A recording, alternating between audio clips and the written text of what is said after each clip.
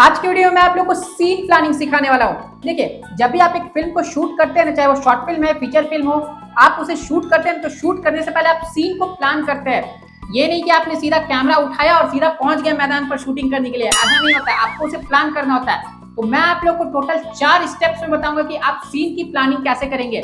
आपको ये सीखना चाहिए अगर आप फिल्म मेकर, डायरेक्टर बनना चाहते हैं तो, क्योंकि नहीं सीखेंगे तो आपका समय नहीं बचेगा। लेकिन अगर आप सीख जाएंगे तो आपके समय जो है ना बहुत ज्यादा बच जाएंगे, और अगर समय बचेगा तो पैसे भी बच जाएंगे।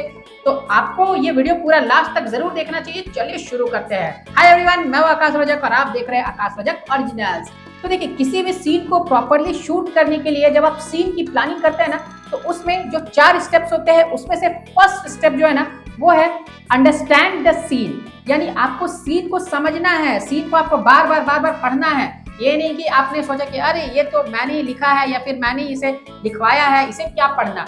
आपको उसे पढ़ना चाहिए। आप उसे 3 बार 4 बार जितनी बार आप पढ़ेंगे ना, तो आपको उसके इमोशंस पता चलेंगे, आपको उसका फील आएगा। तो आप क्या कर पाएंगे, आप उसे कैमरे के जरिए अच्छे से उतार पाएंगे। तो देखिए, आपको उसे बार बार पढ़ना है, समझना है, उसके इमोशंस को बाहर लाने की कोशिश करनी है। उसमें भी इमोशंस होते हैं, स्क्रिप्ट के हर एक सीन में इमोशंस होता है। जो भी इमोशन है उसमें आपको उसे बाहर लाना है कैमरे के जरिए। तो आपको पढ़ना बहुत जरूरी है ताकि आप आगे का काम कर सके कि शॉर्ट डिविजन आपको किस तरीके से करने हैं। तो सबसे पहला काम आपको यही करना है, आपको जो सीन है उसे बार बार पढ़ लेना है। मैं पूरी स्क्रिप्ट की बात नहीं कर रहा हूँ, वो जो सीन है, पर्टिकुलर सीन जिसे आप शूट करने वाले हैं। अगर एक दिन में नेक्स्ट डे है आप 2-3 सीन शूट करने वाले हैं, तो आप 2-3 सीन्स को एक साथ पढ़ लीजिए। लेकिन आपको बार बार पढ़ना है और उसके इमोशंस को अच्छे से समझना है। तो ये एक चीज आपको करनी है। और सेकंड पॉइंट में, यानी सेकंड स्टेप जो आपको लेना है, उसे जानने से पहले मैं आप लोगों को बताऊंगा, अगर आप स्क्रिप्ट राइटिंग को सीखना चाहते हैं तो हमारे यहाँ स्क्रिप्ट राइटिंग के ऑनलाइन सर्टिफिकेट कोर्स अवेलेबल है, जिसका नाम है A to Z script writing online certificate course. आपको इसमें प्रैक्टिकल वीडियोस के जरिए सैंपल्स, एग्जांपल्स के साथ पूरी स्क्रिप्ट राइटिंग की ट्रेनिंग देगी, बेसिक टू एडवांस लेवल तक। और इसमें आप लोगों को टाइम टू टाइम ऑफर्स भी मिलते रहते हैं, और जब आप कंप्लीट कर लेते हैं कोर्स को तो आपको सर्टिफिकेट भी मिलती है। तो अगर आपको प्रोफेशनली स्क्रिप्ट को लिखना सीखना है तो आप हमारे कोर्स को ज्वाइन कर लीजिए। ज्वाइन करने के लिए आपको हमें स्क्रीन पर दिए नंबर पर कांटेक्ट करना है। आप कोर्स के बारे में पता करना चाहते हैं, इंक्वायरी करना चाहते हैं, या फिर आपको फी वगैरह पता करना है, ऑफर के बारे में जानना है, तो भी आप इसी नंबर पर कांटेक्ट कर लीजिए।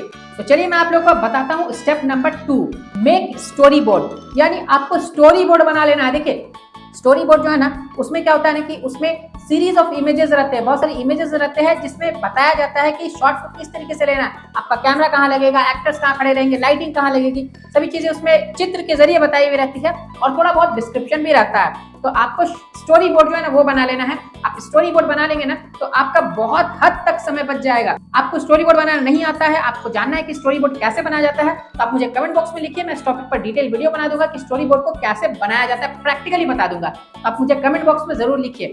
और चलिए मैं आप लोग को बताता हूँ step number 3, make short list. यानी आपको शॉर्ट लिस्ट रेडी कर लेना है। देखिए, शॉर्ट लिस्ट जो है ना वो इस तरह की एक डॉक्यूमेंट होती है जिसमें आपके shot sizes, camera angles, camera movements, camera framing, ये सभी चीजें लिखी हुई रहती है। लेंस कौन सा यूज होगा, प्रॉप्स कौन सा यूज होगा, बहुत सारी डिटेलिंग रहती है जो आपको रेडी कर लेना चाहिए। ठीक है, शॉर्टलिस्ट अगर आप रेडी कर लेंगे ना तो आपका इतना ज्यादा समय बचेगा ना, इतना ज्यादा समय बचेगा कि आप सोच ही नहीं सकते। बिना शॉर्टलिस्ट के अगर आप शूटिंग करके पहुंच गए ना, तो फिर तो आप समझ लीजिए कि आपका दिन भर जो है ना वो भटकते ही बीत जाएगा। आपको भटकना तो है नहीं, आपको शूटिंग करनी है। जितनी शूटिंग आप शॉर्टलिस्ट के रहते कर लेंगे ना, उसी आधी भी शूटिंग आप नहीं कर पाएंगे बिना शॉर्टलिस्ट के। तो आपको शॉर्टलिस्ट रेडी करके जाना चाहिए ताकि आप फटाफट शॉट को ले सके। उतना समय नहीं होता है कि आप सोचते रहेंगे हाँ यहाँ पर इस एंगल से लेना है, इसमें इस तरीके से मूवमेंट करके, उतना सोचने का समय नहीं रहता है, आपको फटाफट करने रहते हैं। तो इसीलिए शॉर्टलिस्ट को बना लिया जाता है कि इस पर्टिकुलर शॉट को, इस पर्टिकुलर डायलॉग में, इस पर्टिकुलर एक्शन में मैं इस तरीके से कैमरा को मूव करूंगा, इस तरह से कैमरा का एंगल रहेगा, इस तरह का कैमरा का शॉट साइज रहेगा, सभी चीजें उसमें लिखी हुई रहती है। लेंस यूज जो होगा वो सभी चीजें, तो उसका एक प्रॉपर तरीका होता है शॉर्टलिस्ट बनाने का। तो देखिए, आपको ये सभी चीजें उसमें लिख लेनी चाहिए और शॉर्टलिस्ट को रेडी कर लेनी चाहिए 100%, तभी आपको शूटिंग में जानी चाहिए। ऐसा अगर आप करेंगे तो आपका समय बचेगा, समय बचेगा तो पैसे खुद पे खुद बच जाएंगे। और देखिए, अगर आपको camera shot sizes, camera angles, camera movements, camera framing, इन सब पर आपको अच्छी खासी नॉलेज चाहिए ना, आपको पता करना है कि हाँ कौन कौन से कैमरा शॉट साइजेस होते हैं, एंगल्स होते हैं, मूवमेंट्स होते हैं, कैसे उन्हें लिया जाता है, तो इन सब टॉपिक्स पर हमारी ई बुक्स है, film makers and writers POV part 1, 2, 3, 4। Part 1 में कैमरा शॉट साइजेस, पार्ट 2 में कैमरा एंगल्स, पार्ट 3 में कैमरा मूवमेंट्स और पार्ट 4 में कैमरा फ्रेमिंग के बारे में बताया गया है। तो आप इन ई बुक्स के जरिए सीख सकते हैं। इन ई बुक्स को अगर आपको बाय करना है तो आप हमें स्क्रीन पर देखे नंबर पर कॉन्टैक्ट कर सकते हैं। इन ई बुक्स को आप अपने मोबाइल, लैपटॉप, कंप्यूटर में हमेशा के लिए सेव रख करके पढ़ सकते हैं। स्क्रिप्ट राइटिंग पर भी ई बुक्स है, तो वो भी आप अगर बाय करना चाहते हैं, कॉन्सेप्ट से स्क्रीन प्ले तक का सफर, A to Z screenplay transition, तो भी आप हमें इसी नंबर पर कॉन्टैक्ट कर सकते हैं। वो सब भी अफोर्डेबल ई बुक्स है। तो चलिए मैं अब आप लोगों को बताता हूँ स्टेप नंबर 4, रिहर्सल। आपको एक्टर्स को बढ़िया से रिहर्सल करवा देना है। देखिए, शूटिंग की जो दिन रहती है ना, उससे पहले ही, यानी उससे 1-2 दिन पहले ही आपको रिहर्सल करवा देना उस सीन की, क्योंकि आप रिहर्सल करवा देंगे ना तो एक्टर्स को भी पता रहेगा कि उन्हें क्या करना है। आप जिस तरीके से आप ब्लॉकिंग कर रहे हैं, जिस तरीके से आपने शॉट को डिसाइड किया है, जैसे आप करते हैं ना, किसी भी आप सीन को शूट कर रहे हैं तो आप उसे शॉट वाइज ब्रेक करते हैं। शॉट वाइज आपने बता दिया आपको फर्स्ट शॉट में इतना डायलॉग बोलना है, सेकंड शॉट में आपको ये करना है, थर्ड शॉट में आपको ये करना है। तो ऐसे उनके भेजा में भी घुस जाएगा और शूटिंग के दिन उनको अच्छे से सारी चीजें समझ में आएगी, वो अच्छे से परफॉर्म कर पाएंगे। वहां पता चला कैमरा ऑन हुआ, लाइट्स ऑन हुई, डायरेक्टर ने एक्शन बोला और एक्टर जो है वो ऐसे मुंह देख रहा है, उसे कुछ पता नहीं है। अरे पता तो तभी होगा जब आप उसे रिहर्सल करवाएंगे। तो रिहर्सल करवाना बहुत जरूरी है, वरना पता चला बेचारा डायलॉग ही बार बार भूल जा रहा है। रिहर्सल जरूर से करवा लीजिए, इससे आपका समय बचेगा, वरना एक्टर्स ही आपका आधा समय खा जाएंगे वहां पर बार बार डायलॉग्स को बोलने में, फिर आपका समय बर्बाद हो जाएगा। तो इसीलिए रिहर्सल कराना बहुत जरूरी होता है। और आने वाले वीडियोस को देखने के लिए चैनल को सब्सक्राइब भी जरूर कर लीजिए।